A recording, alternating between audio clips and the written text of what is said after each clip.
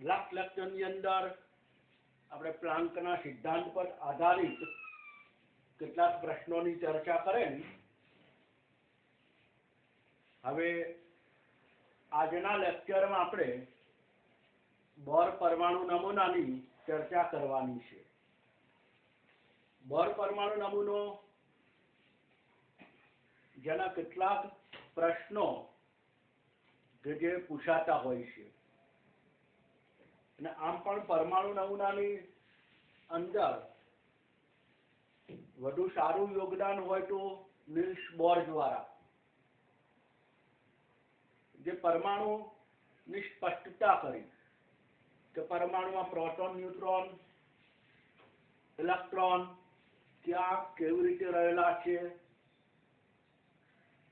અને ઉર્જા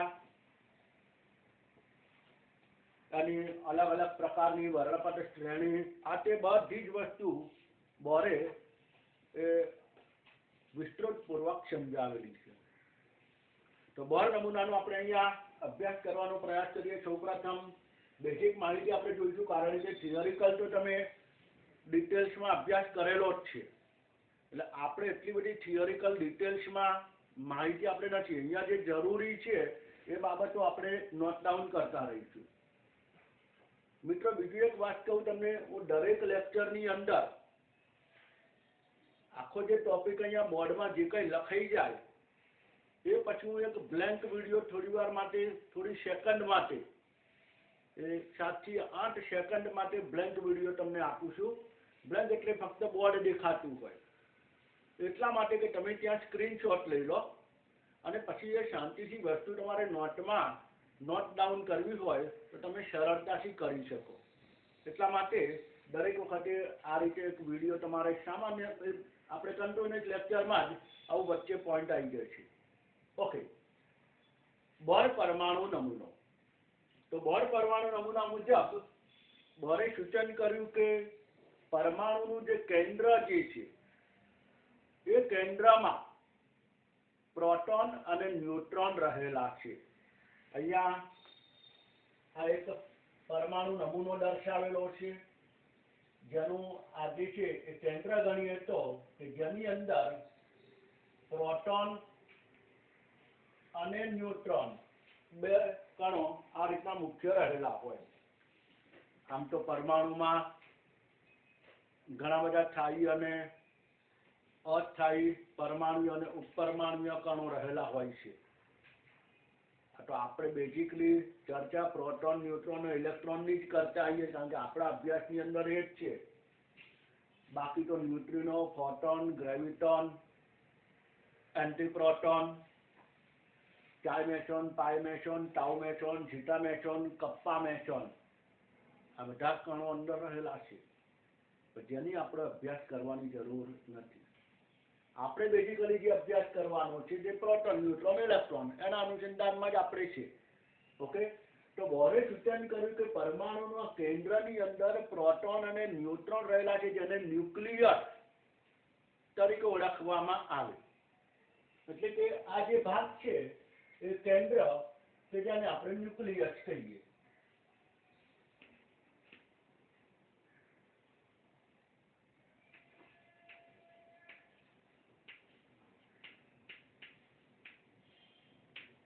ન્યુક્લિયસ એટલે કે કેન્દ્ર કે જે પ્રોટોન અને ન્યુટ્રોન મુખ્યત્વે ધરાવતું હોય. ત્યારબાદ બોરે સૂચન કર્યું કે આ કેન્દ્રની આસપાસ ઇલેક્ટ્રોન વર્તુળાકાર માર્ગે ગતિ કરે છે. આ એક એનું મહત્વનું સૂચન હતું બોરનું. પછી હાઇઝનબર્ગ સિદ્ધાંત, એ બધા સિદ્ધાંતને આધારે થોડી આની અંદર અમુક માહિતીનું ખંડન થયું, એ પછી આપણે વાત કરીશું. પણ અહીંયા ઇલેક્ટ્રોન જે છે, દાખલા તરીકે ઇલેક્ટ્રોન કે જે કેન્દ્રની આસપાસ વર્તુળાકાર માર્ગમાં ગતિ કરે, અને વર્તુળાકાર માર્ગની અંદર આ રીતનું છે. માનો કે ઇલેક્ટ્રોન અત્યારે આ બાજુથી ગતિ કરતું હોય તો અહીંયા ઇલેક્ટ્રોનની દિશા, માનો કે ઇલેક્ટ્રોન આ બિંદુએ આવે, જ્યારે આ બિંદુ આવે ત્યારે એની દિશા આ બાજુ. સતત ઇલેક્ટ્રોનની દિશા શું થાય? બદલાતી રહે, કારણ કે ઇલેક્ટ્રોન વર્તુળાકાર માર્ગે ગતિ કરે. વર્તુળાકાર માર્ગે ગતિ કરતો પદાર્થ એની સતત દિશા એ એના સ્પર્શકની દિશામાં હોય. એટલે અહીંયા ઇલેક્ટ્રોનની દિશા એ સતત એના સ્પર્શકની દિશાને આધારે બદલાય. હવે ઇલેક્ટ્રોનનું આ જે કેન્દ્રથી અંતર, જેને કક્ષાની ત્રિજ્યા તરીકે ઓળખવામાં આવે. ઇલેક્ટ્રોનનું કેન્દ્રથી અંતર, જેની કક્ષાની ત્રિજ્યા, એટલે કે ઇલેક્ટ્રોન કયા માર્ગમાં ગતિ કરે છે, કેન્દ્રથી આ માર્ગમાં ગતિ કરે તો એ ત્રિજ્યા તરીકે ઓળખવામાં આવે. દાખલા તરીકે અહીંયા અલગ અલગ કક્ષાઓ સાથે પણ દર્શાવેલું છે. અહીંયા સૂચન કરેલ છે મુજબ આ જે ભાગ છે એ ન્યુક્લિયર,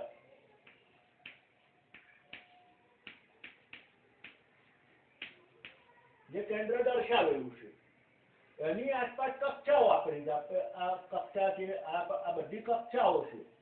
તો ઇલેક્ટ્રોન જો અહીંયા ગતિ કરતો હોય તો એ કક્ષાની ત્રિજ્યા અલગ આવે. ઇલેક્ટ્રોન અહીંયા ગતિ કરતો હોય તો એ કક્ષાની ત્રિજ્યા અલગ અલગ આવે. એટલે ઇલેક્ટ્રોન કઈ કક્ષામાં ગતિ કરે છે એને આધારે એની ત્રિજ્યાઓ અલગ અલગ આવે. બોરે આ ત્રિજ્યા શોધવાના પણ સમીકરણ આપેલા છે. એટલે એના અનુસંધાનમાં પણ બધી એક્ઝામ્પલ માહિતી બધી પછી આપણે જોઈશું. તો ઇલેક્ટ્રોન આ રીતે અહીંયા કેન્દ્રની આસપાસ વર્તુળાકાર માર્ગે ચોક્કસ ત્રિજ્યામાં ગતિ કરે છે. આ બોરનું સૂચન હતું. ચોક્કસ માર્ગે, ચોક્કસ અંતરે, આટલું એનું બોરનું મેઇન સૂચન. તો આ રીતે ઇલેક્ટ્રોન સતત વર્તુળાકાર માર્ગે ગતિ કરતો હોય. આ ઇલેક્ટ્રોન જે વર્તુળાકાર માર્ગે ગતિ કરતો હોવાથી એનું કોણીય વેગમાન આ પણ આપણે અહીંયા ધ્યાનમાં રાખવાનું. ઇલેક્ટ્રોન કે જે વર્તુળાકાર માર્ગે ગતિ કરતો હોય, જે કોણીય વેગમાન ધરાવે, પછી એનું સૂત્રને આપણી માહિતી ધારણાઓમાં લખીશું કે જે mvr જેટલું હોય. mvr એ કોણીય વેગમાનનું સૂત્ર છે. આમ તો વેગમાન એટલે આપણને કદાચ ખ્યાલ હશે કે દળ અને વેગનો ગુણનફળ. દળ અને વેગ એ બેનો ગુણનફળ એટલે વેગમાન. બરાબર, ફિઝિક્સની અંદર આવે છે. અહીંયા કોણીય વેગમાન વર્તુળાકાર માર્ગે ગતિ કરે છે, અને માટે કોણીય વેગમાન હોય ત્યારે એની સાથે અહીંયા ત્રિજ્યા પણ મલ્ટીપ્લાય થાય. એટલે ઇલેક્ટ્રોનનું દળ, ઇલેક્ટ્રોનનો વેગ અને જોડે એની ત્રિજ્યા, એટલે કોણીય વેગમાન mvr. જે પણ આપણે સૂત્ર યાદ રાખવાનું, કારણ કે એક્ઝામ્પલની અંદર જરૂર છે. એ બધા સૂત્રો આપણે પછી 1 by 1 નોટ ડાઉન કરાવીશું. તો ઇલેક્ટ્રોન વર્તુળાકાર માર્ગે ગતિ કરે છે કે જેનું કોણીય વેગમાન mvr તરીકે દર્શાવવામાં આવે છે. આ બેઝિકલી ઇલેક્ટ્રોનને અહીંયા માહિતી. બીજું, આ જે બોરે જે નમૂનો આપ્યો, એ નમૂનો કોના માટે આપ્યો? તો સામાન્ય રીતે એક ઇલેક્ટ્રોન ધરાવતો પરમાણુ કે આયન માટે. બેઝિકલી એનો જે નિયમ જે છે એ સામાન્ય રીતે એક ઇલેક્ટ્રોન ધરાવતા પરમાણુ જેવા કે હાઇડ્રોજન, એક ઇલેક્ટ્રોન ધરાવતા આયન જેવા કે He+, હિલિયમ+, Li+2 વગેરે. એટલે એના માટે આ નિયમ છે. એટલે એક માહિતી આપણે અહીંયા ધ્યાનમાં રાખીશું. તો આ જે બોરના નમૂનાની અલગ અલગ ધારણાઓ આપણે અહીંયા રજૂ કરતા જઈએ, અને જે છે આગળ સમજવાનું છે એ જોડે જોડે માહિતી સમજતા જઈએ. તો બોરે રજૂ કરેલી છે ધારણાઓ મુજબ પહેલી આપણે માહિતી અભ્યાસ કરીએ તો બોરે જે આ નમૂનો છે એ કોના માટે આપ્યો? તો એક ઇલેક્ટ્રોન ધરાવતા, આ ધ્યાનમાં રાખવાનું, એક ઇલેક્ટ્રોન ધરાવતા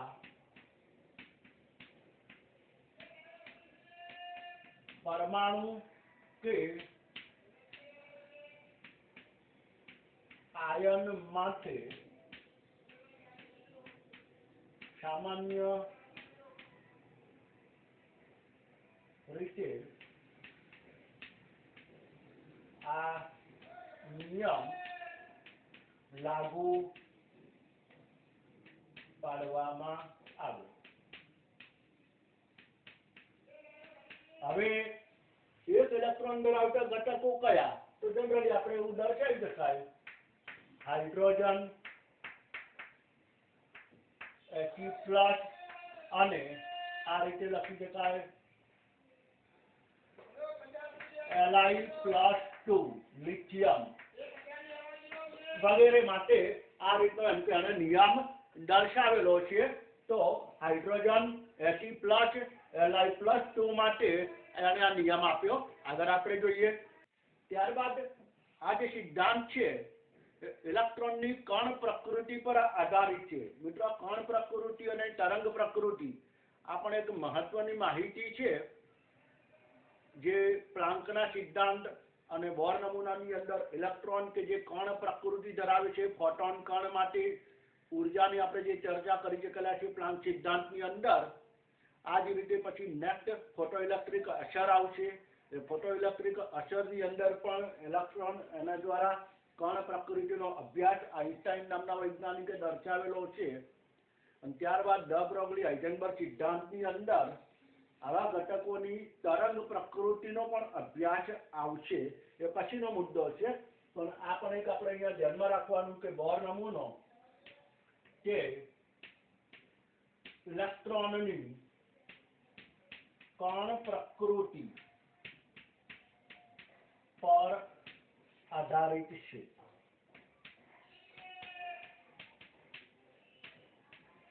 કણ પ્રકૃતિ એટલે ઇલેક્ટ્રોનને કણ ગણવામાં આવે છે. એના ઉપર જ્યારે પ્રકાશનું કિરણ આપાત થાય ત્યારે પ્રકાશનું કિરણ એ પણ ફોટોન કણ. તો એ ફોટોન કણ દ્વારા એટલે એક કણ દ્વારા એક કણ ઉપર ચોક્કસ તરંગ લંબાઈનું વિકિરણ આપાત થાય ને એની ઉર્જામાં એમ કે વધારો થતો હોય છે. તો આ બે મુદ્દા ધ્યાનમાં રાખવાના. નેક્સ્ટ ત્યારબાદ ત્રીજો મુદ્દો જોઈએ કે તેના કેન્દ્રમાં પ્રોટોન અને ન્યુટ્રોન રહેલા છે. તેના કેન્દ્રમાં પ્રોટોન અને ન્યુટ્રોન રહેલા છે, જેને પરમાણુનો ન્યુક્લિયસ કહે છે. ન્યુક્લિયસ તરીકે ઓળખવામાં આવે. આ જે ન્યુક્લિયસ છે, ન્યુક્લિયસ નું કદ ખૂબ જ નાનું અથવા સૂક્ષ્મ હોય છે. એટલે કે આ જે કેન્દ્ર છે એ પરમાણુની સાપેક્ષમાં કેન્દ્ર ખૂબ જ અતિ સૂક્ષ્મ છે. હવે કેન્દ્રના કદની માહિતી તો રુથરફોર્ડે આપેલી જ છે. રુથરફોર્ડે જ્યારે સોનાના બરફ ઉપરથી એમ કે કણોને પ્રતાડિત કર્યા ત્યારે મોટા ભાગના કણો પસાર થઈ ગયેલા. અમુક કણોનો વ્યતિકરણ વિવર્તન, અમુક કણો પાછા ફેંકાયા. પણ પાછા ફેંકાતા કણોની સંખ્યા ખૂબ જ ઓછી હતી. કારણ કે પરમાણુનો જે આખો જે ભાગ છે એની સાપેક્ષમાં અતિ સૂક્ષ્મ કેન્દ્ર, આ કેન્દ્ર સાથે અથડાતા જે કિરણો જે છે એ પાછા ફેંકાયા. બાકીના કિરણો અંદરથી પસાર થઈ ગયા. દાખલા તરીકે મોટું બોર્ડ છે. હવે આ બોર્ડમાં ખાલી ફ્રેમ જ રાખવું, બાકીનો આ ભાગ ન હોય. હવે અહીંયા એક ભાગે નાનકડો અહીંયા પદાર્થ, અહીંયા નક્કર પદાર્થ રાખેલો હોય, બાકીનું બધું બ્લેન્ક કોલું છે. ફ્રેમ, અહીંયા એક નાનો ભાગ, બરાબર. હવે હું આમાંથી ચોક ફેંકું તો શું થાય? બધા ચોક પસાર થઈ જશે, કારણ કે આખું બોર્ડ પોલું છે. પણ અહીંયા જે અથડાતા છે શું થાય? પાછા ફેંકાય. એટલે પાછા ફેંકાતાની સંખ્યા ખૂબ જ ઓછી છે. રુથરફોર્ડ પરમાણુ નમૂનાની અંદર માહિતી આપ જોઈ ગયેલા છો. એટલે એને આધારે એવું તો સાબિત થઈ ગયું છે પરમાણુનું કેન્દ્ર અતિ સૂક્ષ્મ છે, ખૂબ જ નાનું, જે ન્યુક્લિયસ તરીકે ઓળખાય. તો આ ન્યુક્લિયસની ત્રિજ્યા શોધવા માટેની માહિતી ફક્ત કેન્દ્રીય ત્રિજ્યા, જે કક્ષાની ત્રિજ્યા કરતા 10⁻15 ગણી નાની હોય, પરમાણુય કક્ષા કેન્દ્રથી કક્ષાનું અંતર એના કરતા ન્યુક્લિયસની ત્રિજ્યા એ 10⁻15 ગણી નાની હોય, જે પણ રુથરફોર્ડમાં માહિતી આવે છે. આ ત્રિજ્યા શોધવાનું એક સૂત્ર બેઝિક છે, એ આપણે અહીંયા ધ્યાનમાં રાખીશું કે જે ન્યુક્લિયસનું કદ શોધવા માટે, બરાબર. ન્યુક્લિયસ ની ત્રિજ્યા જે R બરાબર 1.33 ગુણ્યા 10⁻13 ઇન્ટુ A ની 1/3 એટલે કે એનું ઘનમૂળ એકમ તમારો સેન્ટીમીટર. આ એ એટલે શું? પરમાણુય દળ. એ એટલે પરમાણુય દળ, જ્યાં એ બરાબર પરમાણુય દળ. મિત્રો આ જે છે એ રુથરફોર્ડની અંદર માહિતી છે, બોર નમૂનામાં નથી, પણ અહીંયા ન્યુક્લિયસની વાત આવી છે એટલે આ ન્યુક્લિયસની ત્રિજ્યા શોધવા માટેનું અહીંયા સૂત્ર મેં દર્શાવેલું છે. બરાબર, આ એ ધ્યાનમાં રાખજો. તો ન્યુક્લિયસ કેન્દ્રની ત્રિજ્યા શોધવા માટેનું તેમાં અહીંયા પરમાણુય દળની 1/3 ઘાત, 1/3 એટલે ઘનમૂળ. બરાબર. દાખલા તરીકે એલ્યુમિનિયમ માટે આપણે જોઈએ તો, કારણ કે એલ્યુમિનિયમની સરળતાથી આપણને ખ્યાલ આવે, એકવાર ટાઈપ એક્ઝામ્પલ જેવો પ્રશ્ન ક્યારેક પૂછી શકીએ કે એલ્યુમિનિયમ 2713 નું કેન્દ્રીય ત્રિજ્યા શોધો. એલ્યુમિનિયમ 27 ની કેન્દ્રીય ત્રિજ્યા શોધો. તો એલ્યુમિનિયમનું પરમાણુય દળ કેટલું ગણાય? 27. એટલે એ બરાબર 27. તો એને આધારે આપણે અહીંયા ત્રિજ્યાની ગણતરી કરીએ તો R is equal to 1.33 into 10⁻13 એટલે કેટલા આવશે? 27 ની 1/3 ઘાત. 27 ની 1/3 એટલે 27 નું ઘનમૂળ કેટલું? 3. તો is equal to 1.33 into 3 into 10⁻13. બરાબર. આનો ગુણાકાર 39 13 39 એટલે 33 બધું 9 ગણો, અહીંયા 3 9 9 એટલે 3 વડે મલ્ટીપ્લિકેશન છે, 3 આવશે, અહીંયા 9 આવશે, અહીંયા 9 આવશે, એટલે 3.99 શું એટલે અંદાજિત કેટલું લખી શકાય? 4 લખી શકાય. એટલે કે એની ત્રિજ્યા જે કેટલી થાય? તો 4 ગુણ્યા 10⁻13 સેન્ટીમીટર. કોની ત્રિજ્યા? તો એલ્યુમિનિયમના કેન્દ્રની ત્રિજ્યા છે. આખા યાદ રાખજો, અને કક્ષાની ત્રિજ્યા નથી. કક્ષાની ત્રિજ્યાનું જોડાણ માટે સૂત્ર એ બોરે દર્શાવેલું છે. તો આ એલ્યુમિનિયમ પરમાણુના કેન્દ્રની ત્રિજ્યા શોધવા માટેનું આ સૂત્ર. અને અહીંયા આપણે કોઈ પણ એલ્યુમિનિયમ નહીં પણ જનરલી કોઈ પણ પરમાણુ કેન્દ્ર શોધવા માટેની આ ત્રિજ્યાનું આ સૂત્ર છે. અને એને આધારે અહીંયા મેં એલ્યુમિનિયમનું એક એક્ઝામ્પલ અહીંયા તમને દર્શાવ્યું. તો આ એક બેઝિકલી ખાલી આપણે અહીંયા ધ્યાનમાં રાખજો. મિત્રો આ ખાસ સમજવા, બોર પરમાણુ નમૂના સાથે સંલગ્ન નથી. આની માહિતી રુથરફોર્ડની અંદર આવી ગયેલી છે. બરાબર. ઓકે. એનીવે નેક્સ્ટ આપણે આગળ જોઈએ તો નેક્સ્ટ બોર પરમાણુ નમૂનાની અંદર કે ઇલેક્ટ્રોન કે જે વર્તુળાકાર માર્ગમાં ગતિ કરે છે એ ઇલેક્ટ્રોનની જે માર્ગ જે છે, ઇલેક્ટ્રોન વર્તુળાકાર માર્ગમાં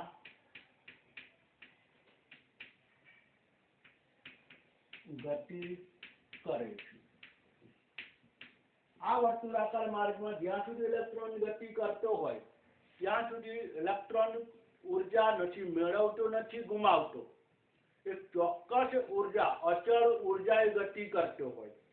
તો આ કઈ માહિતી છે? દાખલા તરીકે આપણે જનરલી કોઈ મેળામાં ગયા હોય અને ત્યાં પેલો મોતનો કૂવો હોય છે, કદાચ જોયું હોય કે અંદર આ રીતનું આમ લાકડાના પાટિયા ગોઠવીને અંદરથી જે છે એ વ્યક્તિ બાઇક અથવા તો ગાડી ચલાવતો હોય અને આખા આમ સર્કલમાં એ બાઇક ચલાવતો હોય. હવે જ્યાં સુધી એનું એક્સ્યુલેટર સ્થાયી રાખે, ના વધારે ના ઘટાડે, ત્યાં સુધી એ એક જ માર્ગે સતત ગતિ કરે છે. એટલે કે એની ઉર્જામાં વધારો કે ઘટાડો ન કરે, તો એક જ માર્ગે ગતિ કરે, અચળ. એની ગતિમાં સહેજ પણ ફેરફાર નહીં થાય. તો બોરે શું કહ્યું કે ઇલેક્ટ્રોન ચોક્કસ અંતરે વર્તુળાકાર માર્ગે સતત ગતિ કરતો હોય છે. એટલે કે એની એ દરમિયાન ઉર્જા કેવી રહેશે? અચળ. હવે જો ઉર્જા અચળ રહેતી હોય તો આ વર્તુળાકાર માર્ગને અને કક્ષા કહ્યું ને આગળ વધુ કહ્યું અને સ્થિર કક્ષા, સ્થિર અવસ્થા, ધરા અવસ્થા, મૂળભૂત અવસ્થા તરીકે નામ આપ્યું. એટલે ઇલેક્ટ્રોન જ્યાં સુધી કોઈ એક ચોક્કસ વર્તુળાકાર ચોક્કસ કક્ષામાં ગતિ કરતો હોય ત્યારે એ ઉર્જાનું શોષણ કે ઉત્સર્જન કરતો નથી. જેમ મેં કહ્યું, મોતના કૂવામાં જ્યારે કોઈ વ્યક્તિ એક્સિલેટર વધાર્યા કે ઘટાડ્યા વગર સતત એક જ એક્સિલેટર રાખીને જો ગતિ કરતો હોય તો એક જ માર્ગે ગતિ કરશે. કદાચ આપણે કોઈ નિહાળ્યું હોય, પણ જેવું એક્સિલેટર વધારે એટલે તરત જ ઉપર આવે તો માર્ગ બદલાઈ જાય. ઉર્જા વધી, માર્ગ બદલાયો. જેવું એક્સિલેટર ઘટાડે પછી નીચેની તરફ જાય, માર્ગ બદલાયો, ઉર્જા ઘટી, નીચેની તરફ આવ્યો. એટલે કે જે વચ્ચેનું કેન્દ્ર છે કેન્દ્રની વધુ નજીક આવ્યો. આ ઉદાહરણ પછી એ પણ ખ્યાલ આવ્યો કે ઇલેક્ટ્રોન કેન્દ્રથી જેટલો નજીક હોય એટલી એની ઉર્જા ઓછી, પણ ઇલેક્ટ્રોન કેન્દ્રથી જેટલો દૂર જાય એટલી ઉર્જા વધી જાય. સ્વાભાવિકપણે, કારણ કે ઇલેક્ટ્રોનને કેન્દ્રથી જેટલું દૂર જવું હોય ઉર્જા વધારવી પડે. કારણ કે ઇલેક્ટ્રોન એ નેગેટિવ ચાર્જ છે, કેન્દ્રમાં પોઝિટિવ ચાર્જ ધરાવતો પ્રોટોન છે. ઇલેક્ટ્રોનનું કેન્દ્ર તરફ આકર્ષણ હોય. આ કેન્દ્ર તરફ આકર્ષણ હોવાને પરિણામે ઇલેક્ટ્રોનને જો દૂર જવું હોય તો સ્વાભાવિકપણે એની ઉર્જામાં શું કરવો પડે? વધારો કરવો પડે. કારણ કે એના પ્રત્યે આકર્ષણ છે અને એને દૂર જવું છે તો આકર્ષણ બળને તોડીને દૂર જવું પડશે અને માટે એની ઉર્જામાં શું થાય? વધારો.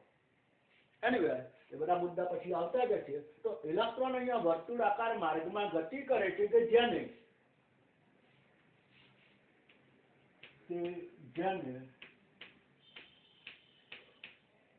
કક્ષા કહે છે. એટલે ઇલેક્ટ્રોનનો વર્તુળાકાર માર્ગ જેને કક્ષા તરીકે ઓળખવામાં આવે. હવે આગળ જાય છે તો ઇલેક્ટ્રોન આ વર્તુળાકાર માર્ગમાં જ્યારે ગતિ કરતો હોય ત્યારે ઉર્જાનું શોષણ કે ઉત્સર્જન કરતો નથી. એટલે કે ઉર્જાનું શોષણ કે ઉત્સર્જન ન કરતો હોય તો સ્થિર અચળ હોય. ઇલેક્ટ્રોન જ્યારે કોઈ એક કક્ષામાં ગતિ કરતો હોય ત્યારે તે ઉર્જાનું શોષણ કે ઉત્સર્જન કરતો નથી. આથી તેની ઉર્જા અચળ રહે છે. ઉર્જામાં ના વધારો થાય ના ઘટાડો થાય, એક જ સરખી ઉર્જામાં સતત ગતિ કર્યા કરે અને માટે એ બોરે અને સ્થિર કક્ષા, સ્થિર અવસ્થા કે ધરા અવસ્થા નામ આપ્યું.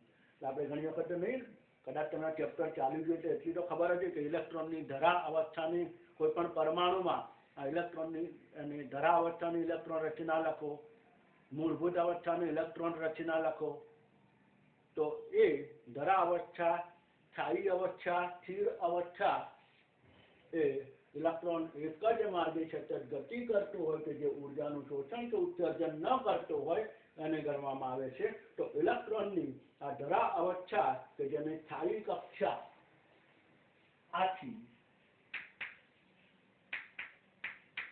તેને સ્થિર અવસ્થા કે દરા અવસ્થા કહે છે. ઓકે ના તો આ ઇલેક્ટ્રોન જે છે કેન્દ્રની આસપાસ જે ઇલેક્ટ્રોનની ગતિ કરે છે એ ચોક્કસ માર્ગે ગતિ કરે છે જેને કક્ષા કહે છે. ઇલેક્ટ્રોન સતત એક જ માર્ગમાં ગતિ કરતો હોય ત્યારે ઉર્જાનું શોષણ કે ઉત્સર્જન ન કરે ત્યારે તેને સ્થિર કે ધરા અવસ્થા કહેવામાં આવે છે. એટલે કે આવી જે બધી કક્ષાઓ જે છે આ કક્ષાઓને અલગ અલગ નંબર અને અલગ અલગ સંજ્ઞાઓથી ઓળખવામાં આવે છે. તો આ જુદી જુદી કક્ષાઓ એનો ક્રમ આ સ્થિર અથવા સ્થાયી કક્ષાનો ક્રમ કે જે ધન પૂર્ણાંક સંખ્યાઓ જેમાં 1 2 3 4 5 આ રીતે નંબર આપવામાં આવે. દાખલા તરીકે હું આ કક્ષાનો ક્રમ કહું અને કક્ષાનો ક્રમ જે સામાન્ય રીતે n સિમ્બોલથી ઓળખવામાં આવે. જે મુખ્ય ક્વોન્ટમ આંક જે ક્વોન્ટમ સિદ્ધાંત આવશે એમાં અંદર ડિટેલ્સ માહિતી જોઈશું. તો આ મુખ્ય ક્વોન્ટમ આંક n એ કક્ષાનો ક્રમ. દાખલા તરીકે અહીંયા હું લખું તો n બરાબર આ પહેલી કક્ષા થઈ, તો આ બીજી કક્ષા, આ ત્રીજી કક્ષા, આ ચોથી કક્ષા, પાંચમી કક્ષા વગેરે વગેરે. આ જે કક્ષાઓ જે છે એને ચોક્કસ સંજ્ઞા આપી. સ્થિર કક્ષાની સંજ્ઞાઓ.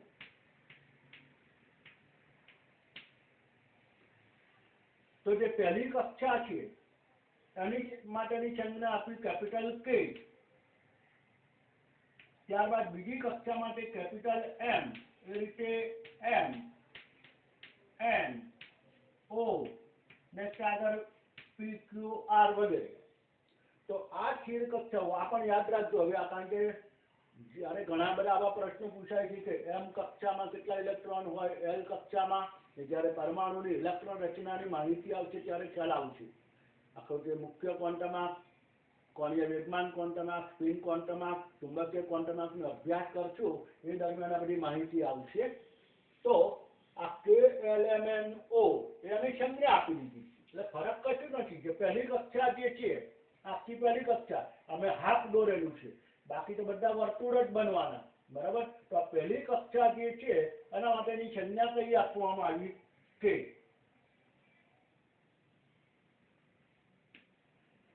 પહેલી કક્ષા સંજ્ઞા K. તો અહીંયા હું સંજ્ઞા દર્શાવું છું L, M, N અને O. આ રીતે આગળ ચાલતું રહે. તો બોરે કક્ષાનો ક્રમ 1 2 3 4 5 એ રીતે દર્શાવ્યું અને કક્ષાની સંજ્ઞા KLMNO દર્શાવ્યું. હવે આ બધા પ્રશ્નો પૂછાય કેવી રીતે? દાખલા તરીકે તમને કહેવામાં આવે કે હાઇડ્રોજનમાં બીજી પરમાણુય કક્ષાની ત્રિજ્યા શોધો. ત્રિજ્યાના સૂત્રો આવશે. હવે તમને બીજી કક્ષા એટલે આ થઈ. બરાબર. કે n બરાબર 2 મૂલ્ય ખબર છે, પણ તમને કહેવામાં આવ્યું કે L કક્ષાની ત્રિજ્યા શોધો. તો L કક્ષાથી તમને ખબર હોય છે કે L માટે n બરાબર 2 મૂલ્ય થાય. અને જે સૂત્ર છે એની અંદર n નું મૂલ્ય મૂકવામાં આવતું હોય છે. તો n ના મૂલ્ય આને આધારે n નું મૂલ્ય આપણને ખબર પડવી જોઈએ. તમને કહેવામાં આવ્યું કે n કક્ષા જનરલી KLMNO માં પૂછાતું હોય, આગળ પૂછાતું નથી. તો n કક્ષાની ત્રિજ્યા કેટલી? તો n કક્ષાની ત્રિજ્યા એટલે n બરાબર એ વખત કેટલા લેવાના? 4. મુખ્ય ક્વોન્ટમમાં કક્ષાનો ક્રમ. બરાબર. એને આધારે એમ કે એની કક્ષાની ત્રિજ્યાઓ શોધવામાં આવતી હોય એ બધી સૂત્રાત્મક માહિતી આવતી જશે એટલે આપણે જોઈશું. ત્યારબાદ આ જે ઇલેક્ટ્રોન જે છે આપણે અહીંયા વાત કરી કે ચોક્કસ માર્ગે ગતિ કરતો હોય.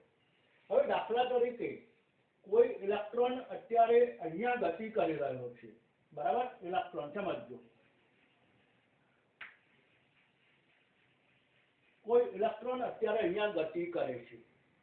તો આ ઇલેક્ટ્રોન અહીંયાથી આ કક્ષામાં જવું હોય, આ ઇલેક્ટ્રોનને અહીંયાથી માની લો કે અહીંયા જવું છે, સમજાય છે? ઇલેક્ટ્રોન અત્યારે આ એલ કક્ષામાં ગતિ કરી રહ્યો છે, એલ કક્ષામાંથી અને એન કક્ષામાં જવું છે, તો ઇલેક્ટ્રોનને આ નીચી કક્ષા કહેવાય, એન એ ઊંચી કક્ષા કહેવાય, કારણ કે કેન્દ્રથી નજીકથી દૂર જવાનું માંગી રહ્યો છે. તો નીચી કક્ષામાંથી ઊંચી કક્ષામાં જવું હોય તો એને ઉર્જા શું કરવી પડે? મેળવવી પડે, ઉર્જાનું શોષણ કરવું પડે. દાખલા તરીકે મોતના કૂવાની અંદર મેં વાત કરી કે બાઇક ચાલક એક જ માર્ગે ગતિ કરે છે, હવે જો એને ઉપરના માર્ગે આવવું હોય તો એક્સિલેટર વધારવું પડે, અને એક્સિલેટર વધારો એટલે અંદર ઉર્જાનું ઈંધણ વધારે વપરાય, તો ઉર્જાનું શોષણ કર્યું, ઉર્જા મેળવે તો નીચામાંથી ઊંચામાં જાય. હવે બીજી વસ્તુ, દાખલા તરીકે ઇલેક્ટ્રોન અહીંયા ગતિ કરે છે, અથવા તો માની લો કે અહીંયા ગતિ કરે છે, એને અહીંયા આવવું છે, ઇલેક્ટ્રોનને તે કક્ષામાં આવવું છે, તો ઇલેક્ટ્રોનને એલમાંથી તેમાં આવવું છે, તો ઊંચી કક્ષામાંથી નીચી કક્ષામાં આવવું છે, ત્યારે ઉર્જાને ઘટાડવી પડે. ઉર્જા ક્યારે ઘટે? ઉર્જા મુક્ત કરે, ઉત્સર્જન કરે. તો ઉર્જાનું ઉત્સર્જન કરે તો ઇલેક્ટ્રોન ઊંચી કક્ષામાંથી નીચી કક્ષામાં આવે. ટૂંકમાં ઇલેક્ટ્રોનને એક કક્ષામાંથી ઉપર જવું હોય તો ઉર્જા મેળવવી પડે, ઉર્જાનું શોષણ કરવું પડે, અને એક કક્ષામાંથી નીચેની કક્ષામાં જવું હોય તો ઉર્જાનું ઉત્સર્જન કરવું પડે, ઉર્જા મુક્ત કરવી પડે, છૂટી કરવી પડે, ત્યારે ઇલેક્ટ્રોન એક કક્ષામાંથી બીજી કક્ષામાં જાય. નહીં તો છતાં એક જ માર્ગે ગતિ કર્યા કરે, જે સ્થિર કક્ષા છે. તો ઇલેક્ટ્રોન ઉર્જાનું શોષણ કે ઉત્સર્જન કરે ત્યારે એ એક કક્ષામાંથી કૂદકો મારીને બીજી કક્ષામાં જઈ શકે, જેને ક્વોન્ટમ કૂદકો કહેવામાં આવે, સંક્રમણ કહેવામાં આવે. ઇલેક્ટ્રોનનું એક કક્ષામાંથી બીજી કક્ષામાં જવું સંક્રમણ થયું. સામાન્ય રીતે એક વ્યક્તિમાંથી બીજી વ્યક્તિમાં રોગનો ફેલાવો થવો, જેને સંક્રમણ, કોરોનાની મહામારીમાં કદાચ ખ્યાલ હશે, આ શબ્દ ક્યાંક સાંભળ્યો હોય, કોરોનાનું સંક્રમણ થાય છે. કોરોના એક વ્યક્તિમાંથી બીજી વ્યક્તિ, બીજીમાંથી ત્રીજી, ચોથી, પાંચમી એ રીતે ફેલાતો જાય, તો આ સંક્રમણ થયું. એકમાંથી બીજામાં દાખલ થવું વન ટાઈપ સંક્રમણ. તો ઇલેક્ટ્રોન માટે એક કક્ષામાંથી બીજી કક્ષામાં જવાની ક્રિયા એ સંક્રમણ અને ક્વોન્ટમ કૂદકો પણ કહેવામાં આવે. જે બે રીતે થઈ શકે, કાં તો ઉર્જાનું શોષણ કરીને અથવા ઉર્જાનું ઉત્સર્જન કરીને. ઉર્જા મેળવે અથવા ગુમાવે. મેળવે તો નીચેથી ઉપરની કક્ષામાં જાય, અને ગુમાવે તો ઉપરથી નીચેની કક્ષામાં આવે. આ બે વસ્તુ ખાલી ક્લિયર રાખવાની, કે ઉર્જાના ક્રમને આધારે અને વર્ણપટ શ્રેણીના આ બધી માહિતી આવશે, જેની અંદર આ માહિતી તમારે જરૂરી છે. એટલે ઇલેક્ટ્રોન નીચી ઉર્જામાંથી આપણે મુદ્દો જોઈએ.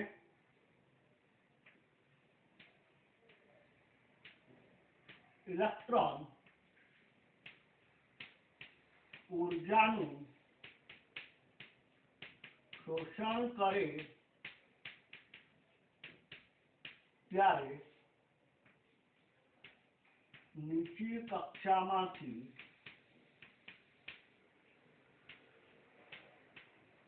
ઊંચી કક્ષામાં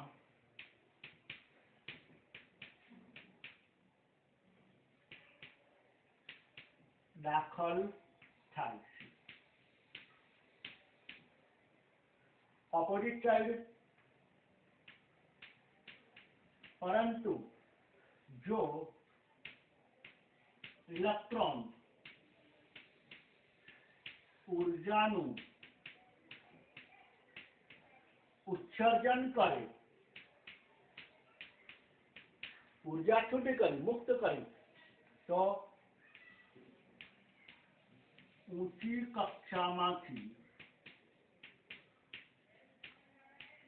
નીચી કક્ષામાં દાખલ થાય.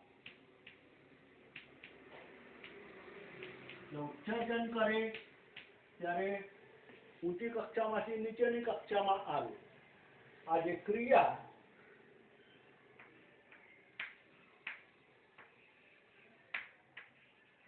આ ક્રિયાને કઈ ક્રિયા? ઇલેક્ટ્રોનનું એક કક્ષામાંથી બીજી કક્ષામાં જવું. ટૂંકમાં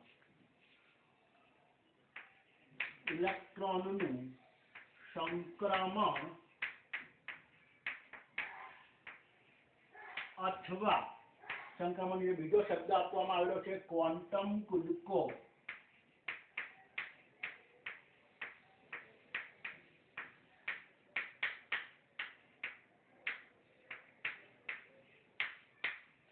ઇલેક્ટ્રોન સંક્રમણ ક્યારે કરે? કાં તો ઉર્જા મેળવે કાં તો ઉર્જા ગુમાવે. બેમાંથી એક વસ્તુ થાય ત્યારે ઇલેક્ટ્રોન સંક્રમણ કરે. આ ઇલેક્ટ્રોનના સંક્રમણ માટે અહીંયા બેઝિકલી આપણે એક વસ્તુ દર્શાવીએ સર. દાખલા તરીકે આ જે છે એ કક્ષા અને આ બીજી કક્ષા. માની લો કે આ n બરાબર 1 એટલે પહેલી કક્ષા. માની લો કે આ n બરાબર 2 બીજી કક્ષા છે. બરાબર? આ બે અલગ અલગ કક્ષા છે. બંને કક્ષાની ઉર્જા અલગ અલગ હોય. બંનેની ઉર્જા અલગ, કારણ કે આપણે વાત કરીએ એમ ઇલેક્ટ્રોન કેન્દ્રથી જેમ દૂર જાય એમ એની ઉર્જામાં વધારો થતો જાય. તો આની ઉર્જા કરતા આની ઉર્જા શું હોય? વધારે. તો આ જે કક્ષા જે છે એની ઉર્જા માની લો કે આપણે ધારી લઈએ E2 છે. તો આની ઉર્જા કેટલી ગણો? આપણે E1 આ ધારી લઈએ. હવે અત્યારે ઇલેક્ટ્રોન અહીંયા છે. ઇલેક્ટ્રોન અત્યારે n બરાબર 1 એટલે કે પહેલી કક્ષામાં ગતિ કરે છે. તો ઇલેક્ટ્રોનને પહેલી કક્ષામાંથી બીજી કક્ષામાં જવું હોય તો શું કરવું પડે? નીચેથી ઉપર જવું છે. તો નીચેથી ઉપર જવું હોય તો ચોક્કસ તરંગ લંબાઈના વિકિરણનું શોષણ કરવું પડે. તો ઇલેક્ટ્રોન ઉપર ચોક્કસ તરંગ લંબાઈનું વિકિરણ આપાત કરવામાં આવે ત્યારે ઇલેક્ટ્રોન શું થશે? એ ઉપરની કક્ષામાં ગયો, અહીંયા આવ્યો. તો એ જે ઇલેક્ટ્રોન ઉર્જાનું શોષણ કરે એ શોષણ એના ઉપર આ રીતે કોઈ વિકિરણ આપાત થયું, જે વિકિરણની ઉર્જા hν જેટલી ગણવામાં આવે. ફોટોન કણ, કારણ કે ઇલેક્ટ્રોન કણ પ્રકૃતિ છે. જે કણ પ્રકૃતિ ધરાવતું હોય એમાં કણ આપાત કરવો પડે. કદાચ તમને ખ્યાલ હોય તો આજે કણ પ્રકૃતિ આ રીતે પણ સમજાવવામાં આવતી હોય છે કે જ્યારે એક કણનો મારો કરવામાં આવે ત્યારે એક કણ સામે મુક્ત થાય. દાખલા તરીકે હું અહીંયા તમને બેઝિકલી સમજાવું. આ રીતે એક પાઇપ છે, પોલી પાઇપ છે. બરાબર? આપણી પીવીસી પાઇપ હોય એ રીતે. આ પાઇપની અંદર આ રીતે અંદર સમાન કદની લખોટી અંદર ગોઠવેલી છે. બરાબર? હવે આ સમાન કદની અંદર લખોટી ગોઠવેલી છે. જ્યારે હું આ બાજુથી એટલા જ કદની લખોટી અંદર હું એન્ટર કરું, બરાબર? અંદર એક લખોટી એન્ટર કરું તો શું થશે? આ બાજુથી એક લખોટી સ્વાભાવિક રીતે બહાર આવશે. એટલે કે મેં અંદર એક કણ દાખલ કર્યો તો સામે એક કણ બહાર આવ્યો. હું અહીંયા બે લખોટી દાખલ કરી તો આ બાજુથી બે લખોટી બહાર આવે. તો આ કણ પ્રકૃતિ સમજાવવા માટે કહે છે. ઇલેક્ટ્રોન કણ છે તો એક ઇલેક્ટ્રોનને એક જગ્યાએથી મારે બીજી જગ્યાએ મોકલવું હોય તો એની અંદર આપાત શું કરવું પડે? કણ જ આપાત કરવો પડે, જે પ્રકાશનો ફોટોન કણ કહેવામાં આવે. એટલે ચોક્કસ તરંગ લંબાઈ ધરાવતું વિકિરણ જ્યારે આપાત થાય ત્યારે એ આપાત થતું વિકિરણ ઇલેક્ટ્રોન ઉપર પડે ને ઇલેક્ટ્રોનની ઉર્જામાં સ્વાભાવિકપણે વધારો થાય. અને ઇલેક્ટ્રોનની ઉર્જામાં વધારો કેટલો થયો કે જે પેલો કણ આપાત થયો એ. અહીંયા હું જેટલો જોરથી ધક્કો મારું એટલું જોરથી બહાર આવશે કણ. કારણ કે આપાત થતો જે કણ છે એની ઉર્જા જેટલી વધારે એટલી જ ઉર્જાથી આ બહાર આવે. સિમ્પલ વસ્તુ છે. તમે આ સમજો, બે લખોટી તમે રમતા હોય તો લખોટીને તમે ટાંકો તો તમે જેટલી તાકાતથી લખોટી અને અથડાય છે એટલી જ તાકાતથી પેલી આગળ ગતિ કરશે. બેટ્સમેન જે ક્રિકેટ આપણે મેચ બધા જાણીએ છીએ કે જેટલો પાવરફુલ બોલ આવે એ પ્રમાણે બેટ્સમેન એને શોટ મારે તો ઇઝીલી સરળતાથી એને બાઉન્ડ્રી બહાર મોકલી શકે, કારણ કે એની ગતિ છે. તો વન ટાઈમ અહીંયા આપણે જે ન્યૂટનનો પ્રત્યાઘાત આઘાતનો નિયમ છે અને અત્યારે સાઈડમાં મૂકીએ, પણ અહીંયા આપણે સમજીએ કણ પ્રકૃતિ. તો ઇલેક્ટ્રોન જેટલા ઉર્જાથી અહીંયા ફોટોન કણ જેટલા ઉર્જાથી આપાત કરો એટલા જ ઉર્જાથી ઇલેક્ટ્રોન શું થાય, એક કક્ષામાંથી બીજી કક્ષાની અંદર દાખલ થાય. એટલે કે અહીંયા h ન્યુ જે ફોટોન કણની ઉર્જા એટલી ઉર્જા મેળવી એટલે ઇલેક્ટ્રોન અહીંયા આવ્યો, એટલે E1 માંથી E2 સ્તરમાં થઈ ગયું. તો E1 કરતા E2 સ્તરની ઉર્જા કેટલી વધારે છે, h ન્યુ જેટલી જ વધારે હોય. ઓકે, હવે ઇલેક્ટ્રોન અહીંયા હતો અને ત્યાંથી પાછો મૂળ સ્થાને નીચે આવે, પાછો અહીંયા ગત આવે ત્યારે શું કરવું પડે, ઇલેક્ટ્રોને ઉપરથી નીચે તરફ આવવું છે. તો મેં વાત કરી એમ કે જ્યારે ઉપરથી નીચે તરફ આવવું ત્યારે ઇલેક્ટ્રોને ઉર્જાનું શું કરવું પડે, ઉત્સર્જન કરવું પડે. કેટલી ઉર્જા ઉત્સર્જન કરે, જેટલી મેળવી હોય એટલી જ. કેટલી મેળવી છે, h ન્યુ જેટલી ઉર્જા એને પ્રાપ્ત કરી છે. તો હવે h ન્યુ જેટલી ઉર્જાનું શું કરે, ઉત્સર્જન કરે. એટલે h ન્યુ જેટલી ઉર્જા ઉત્સર્જિત પામી. એટલે E2 સ્તરની ઉર્જા એ કેટલી હોય, h ન્યુ જેટલી.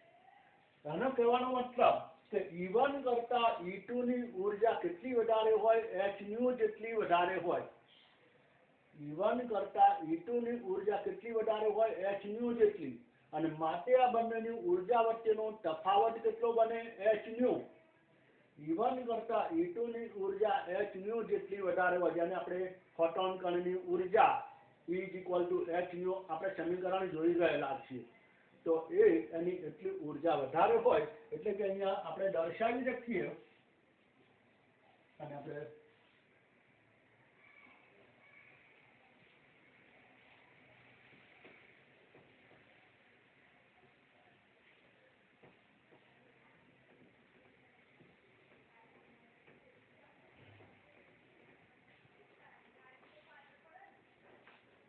એટલે કે E2 સ્તરની ઉર્જા કેટલી હોય, તો E1 પ્લસ h ન્યુ. કારણ કે E1 ની જે છે એમાં h ન્યુ જેટલી ઉર્જા મળે ત્યારે એ E2 માં ગયો. E1 ને h ન્યુ જેટલી ઉર્જા મળી ત્યારે E2 માં ગયો. એટલે E2 ની ઉર્જા કેટલી બને, E1 પ્લસ h ન્યુ. બરાબર. માટે તમે લખી શકો E2 minus E1 = h new. અને માટે તમે દર્શાવી શકો E2 minus E1 એટલે ડેલ્ટા E તફાવત, ડેલ્ટા E = h ન્યુ. એટલે કે બે ક્રમિક ઉર્જા વચ્ચેનો તફાવત ડેલ્ટા E = h ન્યુ વડે દર્શાવવામાં આવે. પછી એના આધારે બધા અલગ અલગ સૂત્રો આવશે એ બોહર પરમાણુ નમૂના દ્વારા કે E1 અને E2 એટલે કે કોઈ પણ કક્ષામાં ગતિ કરતા ઇલેક્ટ્રોનની ઉર્જા માટેનું સૂત્ર છે જે -2π2z2m4n²h². જેની પછી આપણે માહિતી જોઈએ, પણ આ એક બેઝિકલી અત્યારે આ બોહર નમૂનાની જે ધારણાઓ જે છે, બોરે જે નમૂનો આપ્યો છે, બોરે જે પરમાણ્વીય નમૂનો સમજાવ્યો છે, એ પરમાણ્વીય નમૂનાની આ એક બેઝિક અને માહિતી આપી. હવે આપણે આગળ નેક્સ્ટ જોવાનું છે કે આ નમૂનાને આધારે જે બોરે જે ગણતરી માટેના અલગ અલગ સૂત્રો આપેલા છે કે જે મોટે ભાગે આપણે એક્ઝામ્પલની અંદર પૂછાતા હોય છે, એ સૂત્રોની માહિતી આપણે હવે નેક્સ્ટ આગળ જોવાની છે. તો આ બેઝિકલી પેલું બોર પરમાણુ નમૂનાની ધારણાઓ યાદ રાખો. નેક્સ્ટ આપણે હવે બોર પરમાણુના સૂત્રોની માહિતી જોઈએ.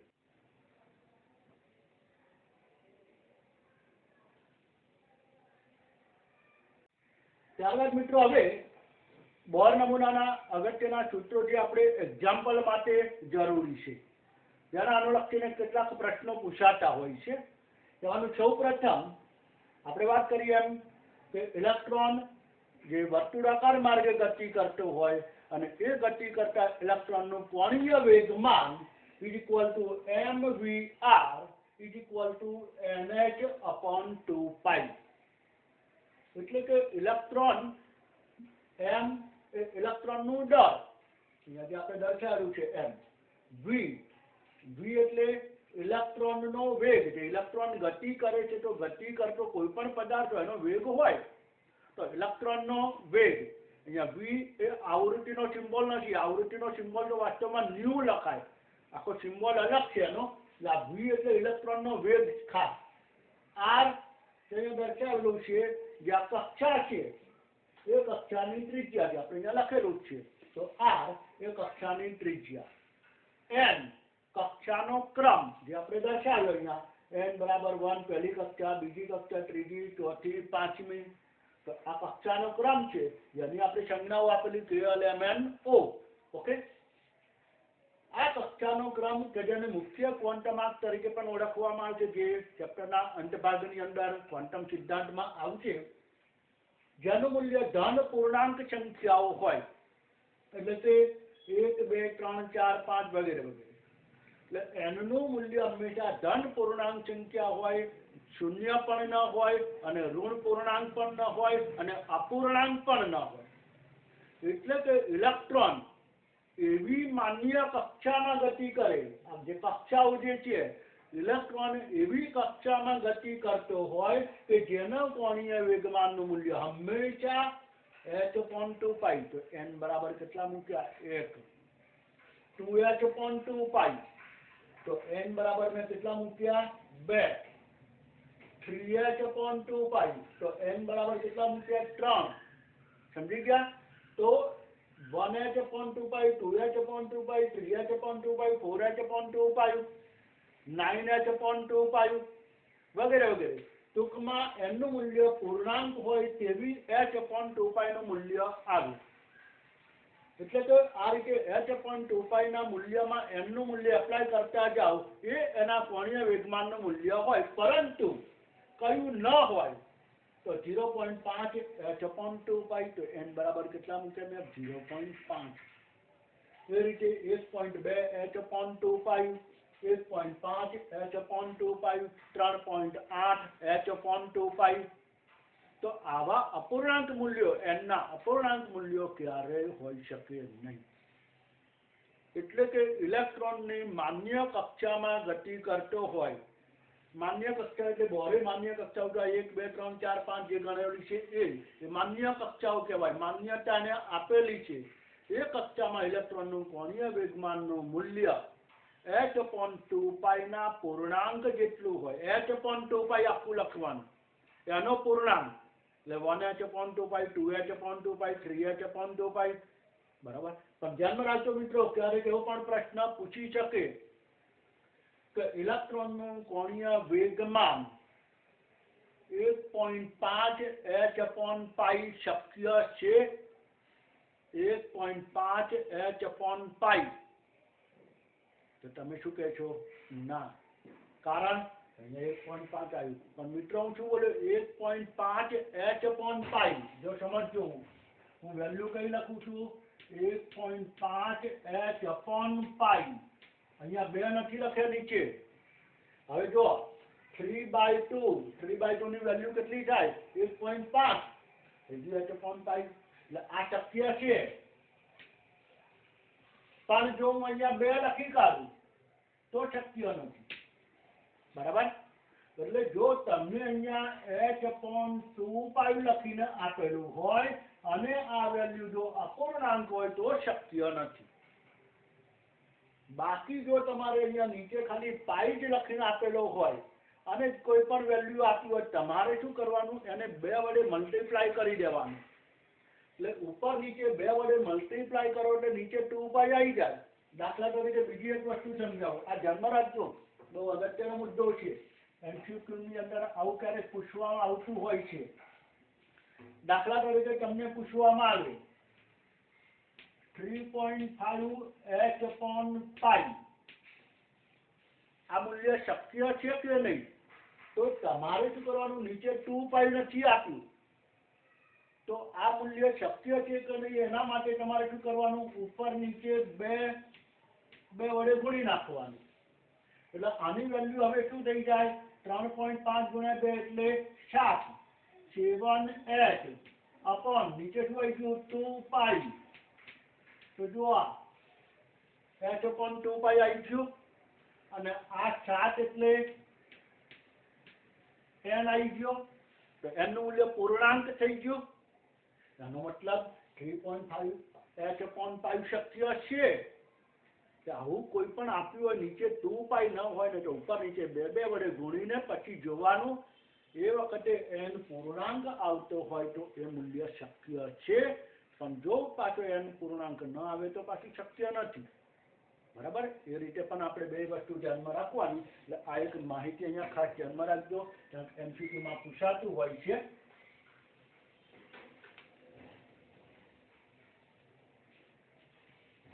ઓકે, એટલે ઇલેક્ટ્રોનનું કોણીય વેગમાન કેટલું હોવું જોઈએ અને તે ન હોવું જોઈએ એ બે વસ્તુ MCQ તરીકે ધ્યાનમાં રાખજો. ત્યારબાદ હવે આ જે પદ છે આમાંની માહિતી. તો ઇલેક્ટ્રોનની સ્થિર કક્ષાની ત્રિજ્યા શોધવા માટેનું સૂત્ર આપણે ડાયરેક્ટ જ યાદ રાખીશું. Rn, n એટલે 1 2 3 4 5 વગેરે વગેરે.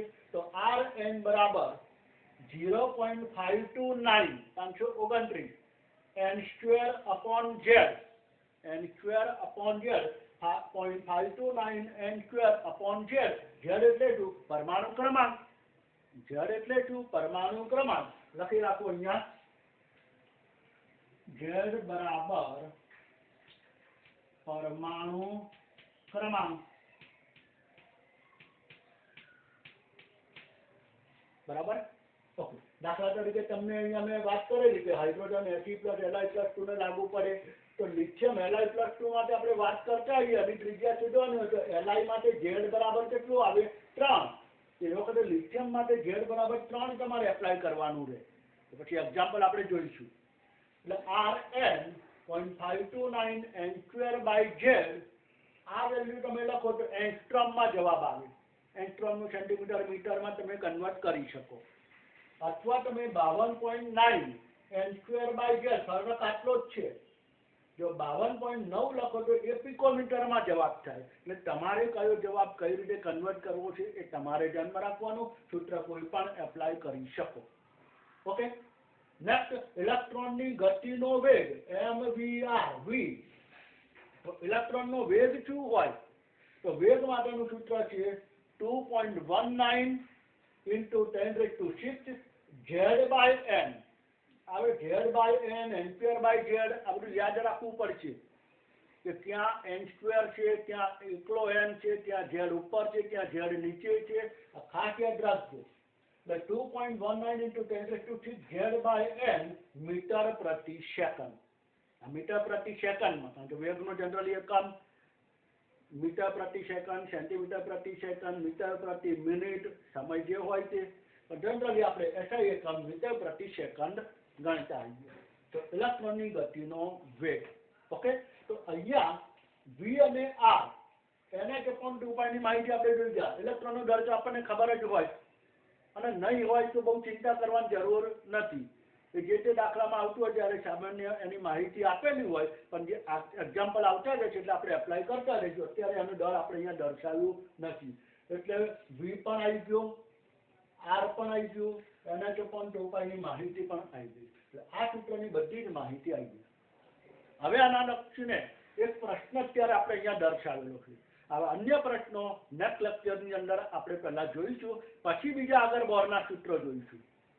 તો પહેલો પ્રશ્ન છે કે હાઇડ્રોજન માટે બોર પ્રથમ, દ્વિતીય, તૃતીય અને ચતુર્થ કક્ષાની ત્રિજ્યા શોધો. એટલે કે હાઇડ્રોજન માટે વાત કરી છે. બરાબર. તો દાખલા તરીકે હાઇડ્રોજન માટે પહેલી કક્ષાની ત્રિજ્યા કેટલી, બીજી કક્ષાની ત્રિજ્યા કેટલી, ત્રીજી કક્ષાની, એ રીતે ચોથી કક્ષાની ત્રિજ્યા કેટલી. અલગ અલગ કક્ષાની ત્રિજ્યાઓ શોધવાની છે. તો ત્રિજ્યા શોધવા માટેનું સૂત્ર આ છે. એમાં n²/z, જો આપણે એંગસ્ટ્રોમમાં શોધીએ તો n²/z. તો n એટલે શું, કક્ષાનો ક્રમ. n એટલે શું, કક્ષા ક્રમ. બરાબર. એટલે અહીંયા તમારે પહેલી કક્ષા હોય તો 1 આવે, બીજી કક્ષા હોય તો 2 આવે, ત્રીજી હોય તો 3, ચોથીમાં 4. અને ઝેડ એટલે પરમાણુ ક્રમાંક. હાઇડ્રોજનનો પરમાણુ ક્રમાંક કેટલો? 1. હાઇડ્રોજન માટે ઝેડ બરાબર 1 લખેલું છે. હાઇડ્રોજન માટે ઝેડ બરાબર 1. બરાબર. હવે 1 બાય 1. પ્રથમ કક્ષાની ત્રિજ્યા તો R1 Rn એટલે R1 is equal to 0.529 n square એટલે 1 નો વર્ગ, કારણ કે પહેલી કક્ષા છે, n બરાબર 1 છે, 1 નો વર્ગ અપોન ઝેડ, ઝેડ એટલે 1, કારણ કે પરમાણુ ક્રમાંક 1 છે. તો 1 નો વર્ગ 1, નીચે પણ 1 એટલે બધું 1, એટલે બાકી શું રહે? 0.529 એંગસ્ટ્રોમ. એટલે હાઇડ્રોજનની પહેલી કક્ષાની ત્રિજ્યા કેટલી? તો 0.529 એંગસ્ટ્રોમ. Okay, clear? નેક્સ્ટ, બીજી કક્ષાની ત્રિજ્યા એટલે R2 0.529 તો છે જ. હવે ઉપર n સ્ક્વેર, n સ્ક્વેર એટલે અહીંયા તમારે શું આવશે? 2 નો વર્ગ અપોન તો ઝેડ એટલે 1 જ છે, અપોન ઝેડ એટલે એ તો 1 જ રહેવાનો. તો 2 નો વર્ગ એટલે કેટલો થઈ ગયો? 4. તો 0.529 into 4 બરાબર કેટલા? 2.116 એંગસ્ટ્રોમ. એટલે અહીંયા 0.529 into 4 કરો એટલે 2.116 એંગસ્ટ્રોમ એ હાઇડ્રોજનના બોર નમૂનાની બીજી કક્ષાની ત્રિજ્યા. ત્યારબાદ ત્રીજી કક્ષાની ત્રિજ્યા એટલે કે R3 0.529 3 નો વર્ગ ભાગ્યા 1, હાઇડ્રોજન જ છે, તો 3 નો વર્ગ એટલે કેટલા થાય? 9. તો અહીંયા 0.529 into 9 લખી શકાય. ડિવાઇડેડ બાય તો 1 જ આવવાના છે, કે z ઇક્વલ ટુ 1. તો 529 into 9 એનું મલ્ટીપ્લિકેશન મેં જવાબો લખી જ રાખ્યા છે. 4.761 એંગસ્ટ્રોમ, 4.761 એંગસ્ટ્રોમ. બરાબર. અને ચોથી કક્ષાની ત્રિજ્યા R4 ચોથી કક્ષા તો 0.529 n સ્ક્વેર એટલે 4 નો વર્ગ, z બરાબર તો 1. 4 નો વર્ગ એટલે કેટલા? 16. તમારે કેલ્ક્યુલેશન લખવું હોય તો આગળ લખી શકાય, પણ 0.529 into 16 8.464 એંગસ્ટ્રોમ, 8.464 એંગસ્ટ્રોમ થશે. તો આ હાઇડ્રોજન માટે અલગ અલગ કક્ષાઓની ત્રિજ્યાઓ આપણે અહીંયા દર્શાવી.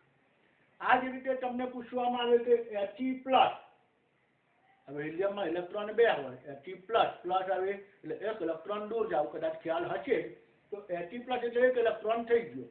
તો He+ ની બીજી કક્ષાની ત્રિજ્યા તમારે શોધવાની હોય, પહેલી કક્ષાની ત્રિજ્યા શોધવાની હોય. આ પ્રશ્નો નેક્સ્ટ આપણે જોવાના જ છીએ.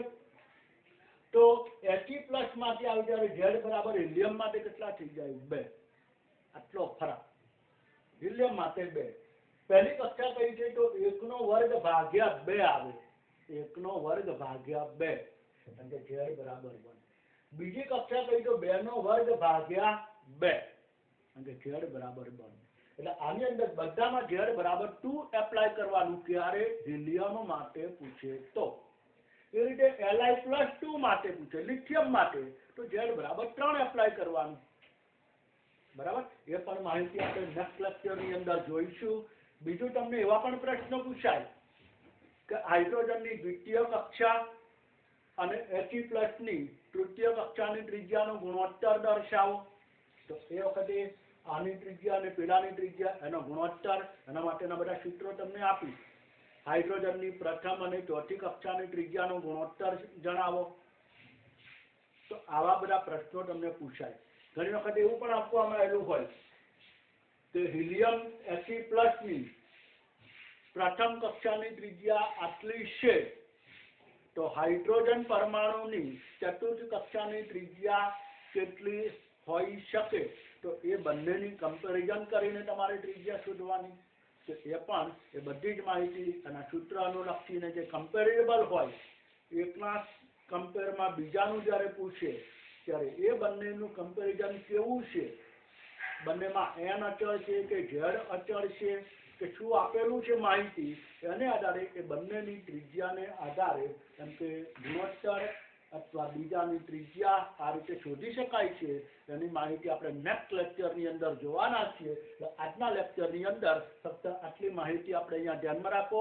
એક બોર નમૂનાનો પરમાણ્વીય સિદ્ધાંત જે કંઈ માહિતી આપી એમાં અંતિમ ભાગમાં છેલ્લે આપણે અહીંયા લખેલું E2 = E1 + hν માટે E2 - E1 = hν એટલે કે ડેલ્ટા E = hν. અને ત્યારબાદ એના કેટલાક અગત્યના સૂત્રોની આપણે માહિતી જોઈ ગયા. તો આટલી અત્યારે માહિતી ધ્યાનમાં રાખજો. એટલે કોઈ હોમવર્ક આપતો નથી. નેક્સ્ટ લેક્ચરની અંદર આગળ આપણે ચર્ચા કરશું. નેક્સ્ટ લેક્ચર સુધી સૌને જય સ્વામિનારાયણ.